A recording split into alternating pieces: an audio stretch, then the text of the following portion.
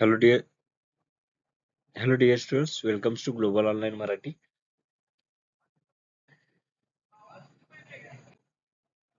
तर आजच्या लेक्चर मध्ये आपण मेटा पॉप्युलेशन हा टॉपिक बघणार आहोत. मेटा पॉप्युलेशन सिंपल कन्सेप्ट आहे. मेटा पॉप्युलेशन मध्ये पॉप्युलेशन म्हणजे काय पहिल्यांदा की पॉप्युलेशन काय असते की it is group of individual of same species from specific area at specific time period. तर त्याला काय म्हणतो आपण पॉप्युलेशन म्हणतो. तर हे काय असते की group of individual from same species. तर एकाच स्पेसिसचे इंडिव्हिज्युअल असतील एका पर्टिक्युलर एरियामध्ये राहणारे तर त्याला आपण काय म्हणतो पॉप्युलेशन. तर आता आपल्याला काय बघायचं आहे मेटा पॉप्युलेशन. तर मेटा पॉप्युलेशन ही जी कन्सेप्ट आहे त्याच्यामध्ये ग्रुप ऑफ पॉप्युलेशन बघितलं जात आहे. एका स्पेसिसचे काय असतात ग्रुप ऑफ पॉप्युलेशन असतात. तर त्याला ही काय म्हणतो आपण मेटा पॉप्युलेशन म्हणतो. फक्त हे मेटा पॉप्युलेशन जे असतात ग्रुप ऑफ स्पेसिस जे पॉप्युलेशन जे असतात ते काय स्पेसने काय झालेले असतात सेपरेट झालेले असतात.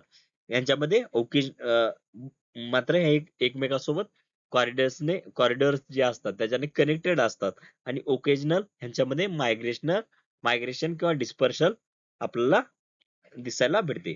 म्हणजे काय की खूप एकाच स्पेसिसच्या काय आहेत पॉप्युलेशन आहेत आणि त्या काय वेगवेगळ्या आयलंडवर राहतात आणि त्याची जी एकमेकांसोबत काय आहे कनेक्शन आहे एकमेकांसोबत काय कॉरिडॉर जे असतील त्याच्याने ते काय आहेत लिंक्ड आहेत. मग त्याच्यामध्ये काय मायग्रेशन बघायला भेटते. म्हणजे 5 काय आहेत पॅचेस आहेत समजा आणि एक मेनलँड आहे. मेनलँड म्हणजे मुख्य भूमी असेल. सर्वात जो मेजर की लँड पोर्शन असेल त्याला काय म्हणू आपण मेनलँड आणि 5 काय असतील सब सब पॉप्युलेशन असतील असं समजा.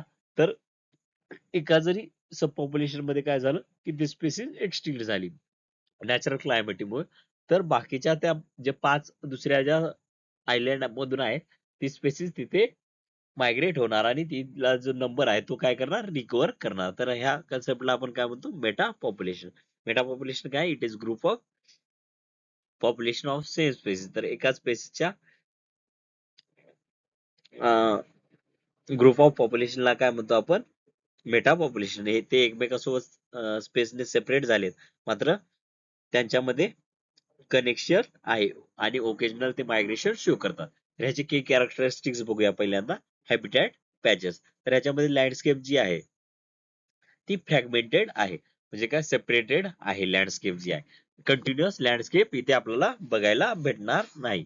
आणि जे जरी सेपरेटेड लँडस्केप जरी असली तरी त्याच्यामध्ये इथे काय दिसतात आपल्याला कनेक्टिव्हिटी दिसते. कॉरिडोर्स असतात बायोलॉजिकल कॉरिडोर्स असतात त्याच्यामुळे ते एक एका पॉप्युलेशन मध्ये स्पेसिस इंडिव्हिज्युअल दुसऱ्या पॉप्युलेशन मध्ये काय करू शकतील इंटर करू शकतील.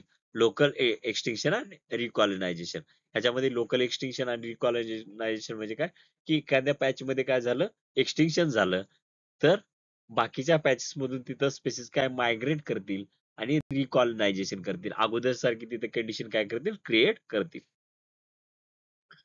तर ह्याच्यामध्ये सिग्निफिकन्स काय बायोडायव्हर्सिटी मेंटेनन्स. तर बायोडायव्हर्सिटी मेंटेन करण्यासाठी हे खूप इम्पॉर्टंट आहे. समजा आता एखाद्या पॅच मधली काय झाली स्पेसिस तिथली एक्सटिंक्ट झाली तर दुसऱ्या पॅच मध्ये तिथे स्पेसिस येऊन रिकॉलनायझेशन करणार.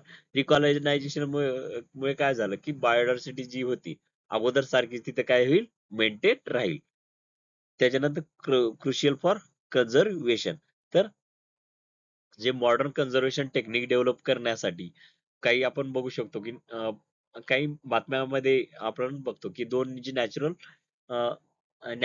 सँच्युरीज आहेत राष्ट्रीय अभयारण्य आहेत त्यांच्यामध्ये अशा पद्धतीनं काय कॉरिडॉर्स क्रिएट केले जातात. त्यामुळे काय की त्या ज्या दोन अभयारण्य आहेत त्याच्यामध्ये स्पेसिस जे आहेत ते एकमेकांसोबत काय करतील अं, एका एका अभयारण्यामधून दुसऱ्या अभयारण्यामध्ये काय करू शकतील मायग्रेट करू शकतील.